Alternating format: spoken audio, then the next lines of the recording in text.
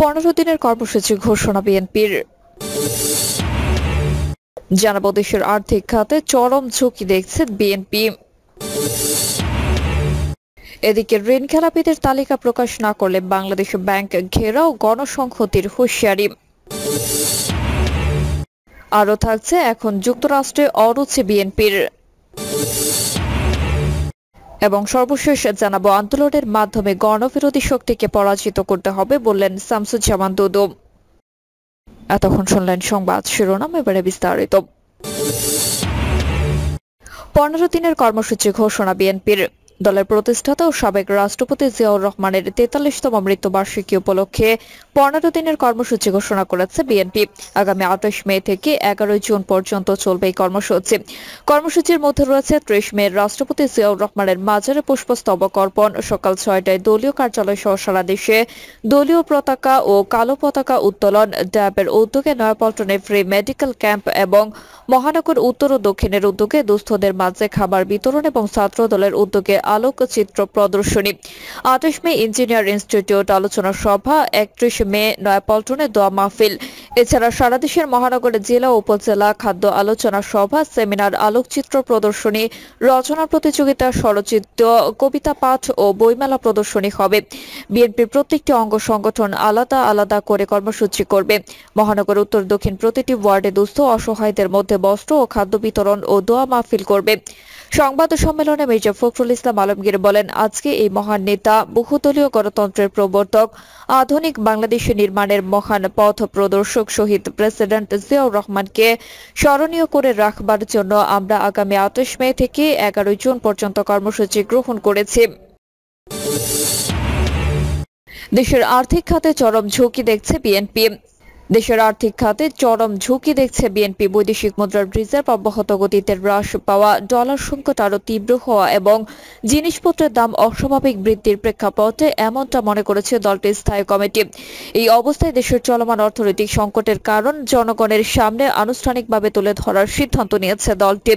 দেশের আর্থিক খাতের পরিস্থিতি নিয়ে গত সোমবার রাতে দলের স্থায়ী কমিটির ভার্চুয়াল বৈঠকে এ বিষয়ে বিস্তারিত আলোচনা হয়েছে।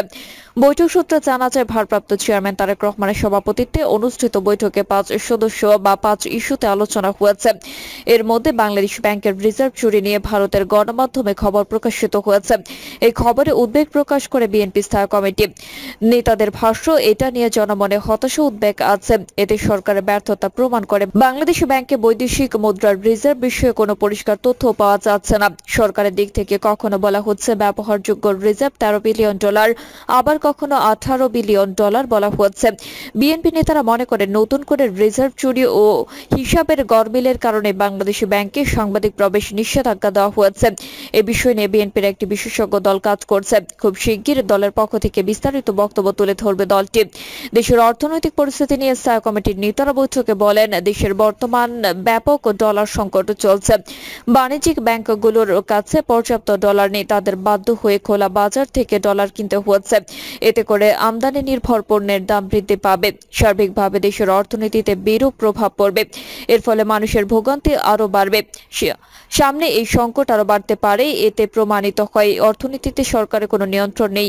বিশ্ব খাদ্য কর্মসূচি চলতি মাসে বাংলাদেশের খাদ্য মূল্য পরিস্থিতি নিয়ে একটি প্রতিবেদন প্রকাশ করেছে। দরিদ্র মানুষের খাবারের ব্যয় 58% বেড়েছে উল্লেখ করে এতে বলা হয়েছে, খানা জরিপ অনুযায়ী 2022 সালের দেশের দারিদ্র্য সীমার নিচে থাকা মানুষের খাবার কেনার খরচ ছিল প্রতি মাসে মাথাপিছু 1851 টাকা। গত 2 বছরে খাদ্যপণ্যের দাম বেড়েছে। গত ফেব্রুয়ারি মাসে মাথাপিছু খাবার কেনার খরচ বেড়ে হয়েছে 2923 টাকা, যা 2 বছর আগের তুলনায় 58% বেশি। স্থায়ী কমিটির বৈঠকে ডব্লিউএফপির এই প্রতিবেদন ও করণীয় বিষয়ে আলোচনা হয়েছে। বিএনপির মূল্যায়ন হচ্ছে, খাবারের এই ব্যয় বৃদ্ধিতে সাধারণ মানুষ দিশেহারা হয়ে পড়েছে। তারা এখন কি করবে কিছু ভেবে পাচ্ছে না। অথচ খাদ্য মূল্য নিয়ন্ত্রণে সরকারের কার্যকর কোনো পদক্ষেপ নেই। ফারাক্কাবাদের নেতিবাচক প্রভাব পরিবেশ ও ও জলবায়ু নিয়ে সেমিনার করবে বিএনপি। এ নিয়েও স্থায়ী কমিটির বৈঠকে আলোচনা হয়েছে। বৈঠকে প্রস্তাবিত তিস্তা প্রকল্প নিয়েও আলোচনা হয়। বিএনপির অভিমত, এটি বাস্তবায়নে সরকারের সিদ্ধান্তহীনতা রয়েছে। এটি সরকারের নতজানু পররাষ্ট্রনীতির বহিঃপ্রকাশ। বিএনপি স্থায়ী কমিটির দুই নেতা বলেন, পরিবেশ ও জলবায়ু ইস্যুতে সারা বিশ্ব সোচ্চার রয়েছে। ফারাক্কাবাদের নেতিবাচক প্রভাব নিয়ে বিএনপির ও সোচ্চার হতে হবে, তাহলে আন্তর্জাতিক সমর্থনও পাবেন। ফারাক্কাবাদের কারণে বাংলাদেশের উত্তরাঞ্চলেও লবণাক্ততা দেখা দিয়েছে, যা পরিবেশের জন্য বড় শঙ্কা। ঋণ খেলাপিদের তালিকা প্রকাশ না করলে বাংলাদেশ ব্যাংক ঘেরাও, গণসংহতির হুঁশিয়ারি। আগামী 30 জুনের মধ্যে ঋণ খেলাপি ও অর্থ পাচারকারীদের তালিকা প্রকাশ না করলে বাংলাদেশ ব্যাংক ঘেরাও করার হুঁশিয়ারি দিয়েছে গণসংহতি আন্দোলন।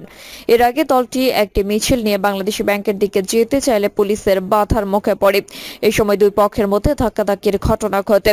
সমাবেশে গণসংহতি আন্দোলনের প্রধান সমন্বয়কারী জুনায়েদ সাকি বলেন, বাংলাদেশের মানুষ চায় বাংলাদেশের ব্যাংক ও ব্যাংকের সম্পদ সুরক্ষিত থাকুক। দেশের সব সম্পদ দখল হয়ে যাচ্ছে, সেটা দেশবাসীকে পরিষ্কার করে জানাতে আজ আমাদের এই বিক্ষোভ। ব্যাংক লুটপাটকারীদের নাম দেশের জনগণকে জানাতে হবে। যদি কোনো ব্যবস্থা না নেওয়া হয় তাহলে এখানে আরো বড় আকারে বিক্ষোভ হবে। জুনায়েদ সাকি বলেন, খেলাপি ঋণের অর্থের পরিমাণ 1,56,000 কোটি টাকা বলা হলেও সেটা 4 লাখ কোটি টাকা ছাড়িয়ে গেছে। ঋণ খেলাপিদের ঋণ ফেরত দেওয়ার চাপ না দিয়ে বাংলাদেশ ব্যাংক সরকারের নির্দেশে নাকি ঋণ মাফ করে দেয়।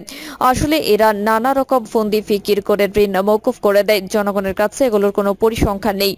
জনগণের সঞ্চিত টাকা কতিপয় চিহ্নিত লুটেরা লুট করে নিয়ে যাচ্ছে, এমন অভিযোগ তুলে জুনায়েদ সাকি বলেন, অন্যদিকে দুর্বল ব্যাংকগুলোকে সবল ব্যাংকের সঙ্গে একীভূত করে দিয়ে নতুন ব্যাংক লোপাটের পরিস্থিতি সৃষ্টি করেছে।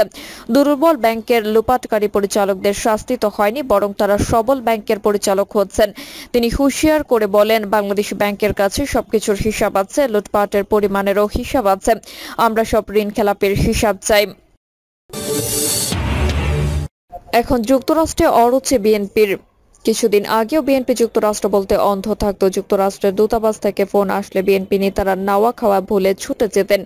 এমনকি কোনোদিন সকালে মার্কিন দূতাবাসে রাতে রস্যভোজও দেখা গেছে বিএনপির বিভিন্ন নেতাদের। মার্কিন যুক্তরাষ্ট্রকে তারা অবতার হিসেবে অবহিত করেছিলেন। যুক্তরাষ্ট্রে বাংলাদেশি গণতন্ত্র এনে দেবে, যুক্তরাষ্ট্র এই সরকারের পতন ঘটাবে, এমন একটা স্থির বিশ্বাস ছিল বিএনপি নেতাকর্মীদের মধ্যে। কিন্তু বিএনপির মধ্যে সেই মোহভঙ্গ ঘটেছে। এখন যুক্তরাষ্ট্রের প্রতি অনাগ্রহী বিএনপি, এটা যেন অনেকটা আঙ্গুল ফল টকের মতো ঘটনা। কদিন আগে মার্কিন সহকারী পররাষ্ট্রমন্ত্রী ডোনাল্ড ট্রাম্প বাংলাদেশ সফর করে গেলেন। তিনি বিএনপি নেতাদের সঙ্গে সাক্ষাৎ করেননি। এই সাক্ষাৎ নিয়ে বিএনপির মধ্যে এক ধরনের অভিমান। তারা বলেছেন ডোনাল্ড ট্রাম্প তাদের কাছে কোনো গুরুত্বপূর্ণ বিষয় না। গত সোমবার মার্কিন যুক্তরাষ্ট্রের স্টেট ডিপার্টমেন্টের সাবেক সেনা প্রধান জেনারেল আজিজ আহমেদের বিরুদ্ধে স্যাংশন দিয়েছে। এই স্যাংশনের ঘটনায় বিএনপির উল্লসিত হওয়ার কথা, কিন্তু বিএনপির মহাসচিব মির্জা ফখরুল ইসলাম আলমগীর আজ এক অনুষ্ঠানে বললেন সম্পূর্ণ ভিন্ন কথা। তিনি বললেন, এটি আরেকটি বিভ্রান্তি ছড়ানো হচ্ছে। এই সব স্যাংশনের ব্যাপারে তাদের কোনো আগ্রহ নেই, উৎসাহ নেই।